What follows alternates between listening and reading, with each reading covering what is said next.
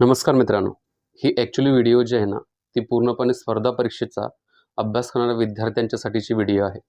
कालची एक न्यूजपेपरची मी न्यूज वाचली. मला खूप वाईट वाटलं त्या गोष्टीचं आणि त्याला धरूनच मला असं वाटलं, की ही व्हिडिओ अवेअरनेस व्हिडिओ मला तुमच्यापर्यंत पोहोचवायची आहे.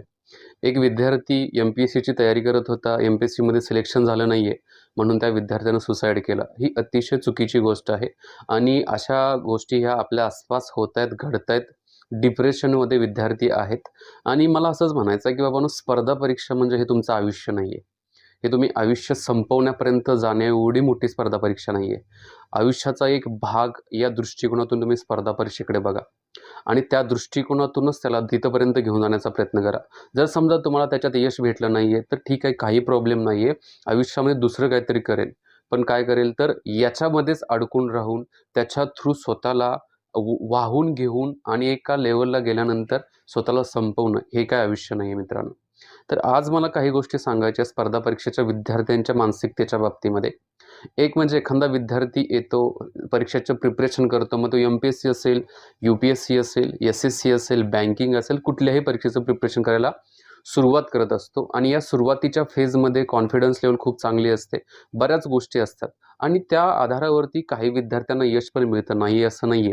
आणि यश मिळणं हे त्या विद्यार्थ्याचं एफर्ट जे असतं ना, त्या एफर्टच्या आधारावरती मिळत असतं. पण हां, जर आपण 100 जर विद्यार्थी बघितले, यश जर बघितलं स्पर्धा परीक्षेमध्ये 0.03% आसपास सक्सेस रेट आहे स्पर्धा परीक्षेचा. म्हणजे 0.03% एवढा रेट आहे. मग राहिलेले जे काही 99.97% स्टुडंट जे आहेत, ते स्पर्धा परीक्षामध्ये पास झाले नाही म्हणजेच त्यांचं आयुष्य संपलं, ते काहीच करू शकत नाही असं नाही आहे. जे विद्यार्थी त्या कॅटेगरीमध्ये आहेत ना, त्यांनी स्वतःला डिमोटिवेट करू नका. तुम्ही काहीच करू शकत नाही आहे, अशी मानसिकता ठेवू नका. याच्या व्यतिरिक्त पण आयुष्यामध्ये तुम्ही काहीतरी करू शकता आणि त्याच्यासाठी पाहिजे तुमच्याकडे प्लॅन बी पण असणं गरजेचं आहे. कारण सुरुवात करता एक फेज बघितला, एका विद्यार्थ्याचा जर फेज बघितला, मी सुरुवातीपासून सांगेल, की एखादा विद्यार्थी अभ्यास करायला सुरुवात करतो, परीक्षा द्यायला चालू करतो. परीक्षेमध्ये काही मार्काने पहिली पूर्वपरीक्षा असेल, मुख्य परीक्षा होते, परत पूर्वपरीक्षा होते. अशा प्रकारे 2, 3, 4 वर्ष जातात. जसं वर्ष पुढे जातात ना, तर एक डिप्रेशनची फेज चालू होते त्या विद्यार्थ्याची. मी जनरली मुलांच्या बाबतीमध्येच नाही तर सगळे स्पर्धा परीक्षेमधील मुलं मुली या सगळ्यांना कंबाईन करून बोलत आहे. दुसरी गोष्ट, सोसायटीचा आपल्यावरती खूप मोठ्या प्रमाणामध्ये बोद्रेशन दबाव येत असतो. समाजामध्ये तुम्ही गावाकडे वगैरे गेला तर तुम्हाला एका वेगळ्या पद्धतीनं ट्रीट केलं जातं. बघण्याचा दृष्टिकोन बदललेला असतो. इवन दो तुमचे रिलेटिव्हज असतील, फॅमिलीमधील मेंबर्स असतील, ते पण तुमच्याकडे त्या पद्धतीने बघत असतात आणि याच्यातून आपण काय करायचं असतं तर सावरायचं पण असतं. त्याचबरोबर एक जे आपण डेडलाईन दिली असते ना अभ्यास करण्यासाठी, तर ती डेडलाईन पण कंप्लीट करायची असते. याचा अर्थ ते आपल्यावरती दबाव आणतायत किंवा एखाद्या गोष्टीमध्ये किंवा एखाद्या परीक्षेमध्ये अपयश भेटलं, त्यामुळे त्या परीक्षेमध्ये अपयश मिळालं, मग परत नाराज होणं, त्यात टोमणे ऐकणं, त्या टोमण्यानं पुन्हा डिमोटिवेट होणं, एक पूर्णपणे स्ट्रेस लेव्हल असेल, अँक्झायटी लेव्हल असेल, पूर्ण डिप्रेशनमध्ये जाणं. तर या गोष्टी आपल्याला काय करायच्या, सोडून द्यायच्या आहेत. लोकं काय म्हणतात त्याच्याकडे लक्ष द्यायचं नाही आहे. तुम्ही जर ठरवलं असेल ना, तुम्हाला एवढ्या कार्यकाळामध्ये ही परीक्षा पास व्हायची असेल, तर पूर्णपणे तुमचा 100% द्यायचा आहे. म्हणजेच थोडक्यात स्पर्धा परीक्षेचं प्रिपरेशन करत असताना एक डेडलाईन पाहिजे, एक टाईमलाईन पाहिजे. मी असं म्हणणार नाही की 10-10 वर्ष प्रिपरेशन करा. तुम्ही तुमच्या आयुष्याचा खूप मोठा स्पॅन वाया घालवताय. कारण ग्रॅज्युएशन नंतर तुम्ही प्रिपरेशन करत असाल, तर ग्रॅज्युएशन 21-22व्या वर्षी झाल्यानंतर तिथून पुढचं सगळ्यात महत्त्वाचे क्रुशियल इयर असतात तुमच्या करिअरच्या बाबतीमध्ये. त्याच वयामध्ये आपण लाथ मारली तर पाणी काढण्याची क्षमता असते. त्याच्यामध्ये जर तुम्ही स्पर्धा परीक्षेचं प्रिपरेशन करत असाल, ओके, काही प्रॉब्लेम नाही आहे. पण एक डेडलाईन द्या, की 2 वर्ष करेल, 3 वर्ष करेल. 3 वर्षामध्ये मला जर पोस्ट मिळाली तर ठीक, नाही तर त्याच्या व्यतिरिक्त काहीतरी करेल. पण सोडण्याची जी क्षमता आहे, ती पण असणं गरजेचं. सोडण्याची जी ताकद आहे ना, ती पण असणं गरजेचं आहे, की बाबा मला जमलं नाही तर मला सोडायचं आहे. पण त्या दलदलीत जर अडकून राहिला, तर त्याचा मात्र आपल्यावरती, आपल्या कुटुंबावरती खूप नकारात्मक परिणाम होतो. म्हणून मला एक सांगायचं आहे, की एक डेडलाईन ठरवा. डेडलाईन म्हणजे काय? मी 3 वर्ष प्रिपरेशन करेन, 1 वर्ष फुल स्टडी करेन, 2 वर्ष मी एक्झाम देईल. त्या 2 वर्षामध्ये जर मी एक्झाम पास झालो नाही, तर मी काय करेल, प्लॅन बी बघेल आणि त्या प्लॅन बीच्या आधारावरती मी काहीतरी करण्याचा प्रयत्न करेल. पण मला एक डेडलाईन देणं गरजेचं आहे. दुसरी गोष्ट मला सांगायचं आहे, की तुम्हाला अपयश आलं ना, ठीक आहे, अपयश पचवा. 1 वर्ष आलं, 2 वर्ष अपयश आलं किंवा दुसऱ्या एक्झामला आलं, तिसऱ्या एक्झामला आलं. बट एक अशी लेव्हल ठरवा, की त्याच्या पुढं जायचं नाही आहे आणि ते अपयश आलं तर ठीक आहे, इथं आपल्याला थांबायचं आहे. ही एक आपल्याला डेडलाईन माहिती असणं गरजेचं आहे. नाहीतर काय होतं विद्यार्थ्यांनो, की त्या फेजमध्ये ना आपण एवढं गुरफटत जातो ना, ते अपयशाला धरून लोकं काय म्हणतात, घरातले काय म्हणतात, फॅमिली प्रॉब्लेम्स असतील, सगळ्यात महत्त्वाचं फायनान्शियल प्रॉब्लेम्स असतील आणि याच्यामध्ये तो विद्यार्थी गुरफटत जातो आणि मग काहीच मला जमणार नाहीये, अशी एक काय झालेली असते, तर कॉन्फिडन्सच गेलेला असतो त्या विद्यार्थ्याचा. तर तसं अजिबात करू नका तुम्ही. तुमचा कॉन्फिडन्स ठेवा.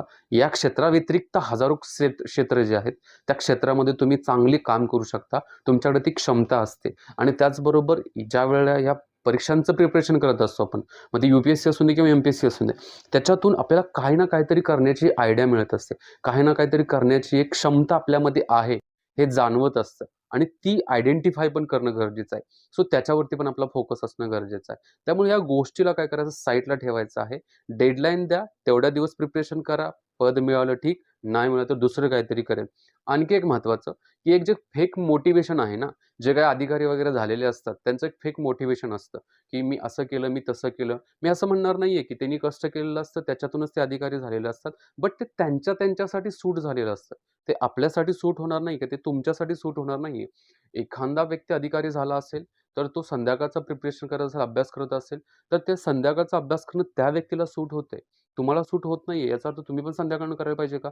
नाहीये. एखादा व्यक्ती 15-15 तास अभ्यास करत असेल, तुम्ही 15 तास अभ्यास करू शकता का? नाही, कारण ती तुमची क्षमता नाहीये. म्हणजेच दुसऱ्याच्या ढाच्यामध्ये स्वतःला बसवण्याचा अजिबात प्रयत्न करू नका. आपल्याला जेवढं आपल्या ढाच्यामध्ये आपलं जे काही स्ट्रक्चर आहे, स्टडी स्ट्रक्चर असेल, बॉडी स्ट्रक्चर असेल ना, त्याच्यानुसारच प्रिपरेशन करणं गरजेचं आहे आणि तशाच प्रकारचा कॉन्फिडन्स पण ठेवणं गरजेचं आहे. बाकी फेक मोटिव्हेशन्स म्हणजे ते अधिकारी झाले म्हणून मी पण होणार, मी असंच करेन, मी तसंच करेन, असं नाहीये. पहिलं आपलं काम काय आहे, की अधिकारी बनणं आहे. ते त्यांच्या पद्धतीने झाले असतील, आपण आपल्या पद्धतीने व्हायचं. आणखी एक महत्त्वाचा, की क्लास जे काही अकॅडमिक क्लासेस नावाचा प्रकार जो आहे ना, हा खूप वाढलेला आहे. खूप मोठ्या प्रमाणामध्ये फीज वगैरे आकारले जात आहेत. खूप पैसे घेतले जात आहेत आणि त्याचा पण काय होत आहे, तर एक म्हणजे स्पर्धा परीक्षेचा अभ्यास करणारा विद्यार्थी कुठल्या करोडपती घरातला नसतोय. तो काय असतो, सर्वसामान्य कुटुंबातला असतोय आणि त्याचं एकच लक्ष असतं, की काहीतरी पद त्याने ठरवलेलं असतं, त्या पदापर्यंत जायचं असेल आणि त्याच्यासाठी गाईडन्स लागत असतो. गाईडन्ससाठी काय करतात, तर ते क्लासेस जॉइन करतात. पण आता क्लासेस जॉइन करायची काही गरज पडत नाहीये. कारण सगळ्या गोष्टी तुम्हाला इंटरनेटच्या माध्यमातून तुमच्यापर्यंत येत असतात, पोहचत असतात. पर्टिक्युलर वेबसाईट्स असतील, त्या वेबसाईटच्या माध्यमातून स्टडी मटेरियल तुम्ही घेऊ शकता. कुठली पुस्तकं वाचायला पाहिजे असतील, तर पुस्तकांची लिस्ट तुम्हाला अवेलेबल होते. तीच पुस्तकं तुम्हाला वाचायची असतात. काही कन्सेप्ट तुम्हाला समजल्या नाहीत, तर त्या कन्सेप्ट तुम्ही जे काही ह्याच्या माध्यमातून सोशल मीडिया असेल, YouTubeच्या माध्यमातून सर्च करू शकता. त्याच्या माध्यमातून बघू शकता. म्हणजे आत्ता प्लॅटफॉर्म खूप अवेलेबल आहेत. याचा अर्थ क्लास जॉइनच केला पाहिजे अशी काही गरज नाहीये. तुम्हाला तुमच्या पद्धतीने तुम्ही काय करू शकता, अभ्यास करू शकता. कुणाच्या अंडर खाली फक्त तुम्हाला काय करायचं असतो, गाईडन्स घ्यायचा असतो. जरी तुम्ही सेल्फ स्टडी जरी केला ना, तरी तुम्ही अधिकारी बनता आणि अशी खूप उदाहरणं आहेत, की ज्यांनी सेल्फ स्टडी केलेलं आहे आणि अधिकारी झालेले आहेत. सो ही फेज पण काय तर इम्पॉर्टंट आहे. इथं खूप जास्त पैसे खर्च करायचे किंवा कुठल्या अकॅडमीला लाख-लाख रुपये द्यायची गरज पडत नाहीये. आपण स्वतः प्रिपरेशन करू शकतो. आपण आपल्यावरती विश्वास ठेवणं गरजेचं आहे. तुम्ही जरी कुठल्या जरी क्लासेसला जॉइन केलं, तर शेवटी प्रिपरेशन हे तुम्हालाच करायचं असतं. त्यामुळे जरी कुठला क्लास लावला नाही तरी चालू शकतो. फक्त तुम्ही काय करायचं, स्वतःवरती विश्वास ठेवून अभ्यास करायचा आहे, असं मला वाटतं बघा. फक्त याच्यासाठी काय म्हणेल, पुन्हा एकदा म्हणेल, की टाईम लिमिट्स ठेवा आणि डिप्रेशनमध्ये अजिबात जाऊ नका. एक लेव्हलपर्यंत करायचं आहे. त्याच्यानंतर जर वाटलं, तर गिव्ह अप करायचं आहे. ते वाक्य एक वापरतात ना, never give up, never give up. मग त्या स्पॅनपुरतं नेव्हर गिव्ह अप असून दे हो.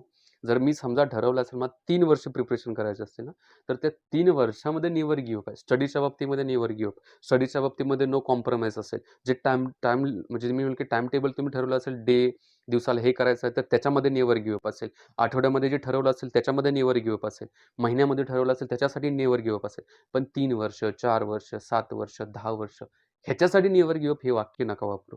ह्याच्यासाठी काय करा, एका लेव्हलनंतर सोडण्याची पण मानसिकता क्रिएट करणं गरजेचं आहे आणि काहीतरी दुसरं करणं पण तितकंच गरजेचं आहे बघा. कारण याच्यातून फक्त डिप्रेशनमध्ये जाऊ शकतो आणि सगळ्यात महत्त्वाचं, तुमच्याकडे जे एक्सलंट असं स्किल असतं ना मित्रांनो, ते स्किल हळू बोथट बनतं आणि आपल्यावरचा विश्वास कमी होतो. त्यामुळे तुमच्यावरचा विश्वास एक कमी होऊन देऊ नका आणि सगळ्यात महत्त्वाचं, स्पर्धा परीक्षा व्यतिरिक्त पण आपलं आयुष्य आहे आपली फॅमिली आहे. या गोष्टी पण तितकंच आपल्याला लक्षात ठेवणं गरजेचं आहे. त्यामुळे मला तुम्हा सगळ्यांना एक सांगायचं आहे, एक टाईमलाईन द्या. तेवढ्यापुरतं तिथपर्यंत जाऊन प्रिपरेशन करा. तिथपर्यंत जर तुम्हाला यश मिळालं तर one of the best person असं नाहीये मी म्हणणार आहे. बट तुम्हाला तिथपर्यंत गेल्यानंतर यश मिळालं ठीक आहे. तुम्ही जे ठरवलं ते भेटलं. पण त्याच्या व्यतिरिक्त तुम्ही काहीतरी केलं, त्याच्यामध्ये पण one of the best person तुम्ही असणार आहात. सो तुमच्या स्वतःवरती विश्वास असणं काय तर तितकंच गरजेचं आहे असं मला वाटतं. आणि परीक्षा व्यतिरिक्त पण आयुष्य आहे. ते आयुष्य परीक्षा व्यतिरिक्त पण करियर आहे.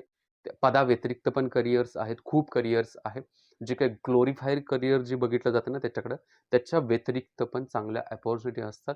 त्या अपॉर्च्युनिटी कोणत्या आहेत त्या सर्च करा आणि त्या दृष्टिकोनातून प्रयत्न करा. मला एवढंच तुम्हाला सांगायचं आहे.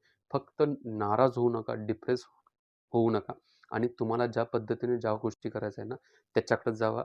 जे तुमचं आत्ताचं वय आहे, त्या वयामध्ये जे लाथ मारली तर पाणी काढण्याची क्षमता आहे ना, ही शेवटपर्यंत ठेवा आणि करिअरच्या दृष्टिकोनातून खूप वेगळं असं काहीतरी चांगलं करण्याचा प्रयत्न करा. जर इथं तुम्हाला अपयश आलं तर, पण अपयशातून खचून जाऊ नका. बस एवढंच मला तुम्हाला काय करायचं होतं तर एक संदेश द्यायचा होता. मी इथं थांबतो. जय हिंद मित्रांनो.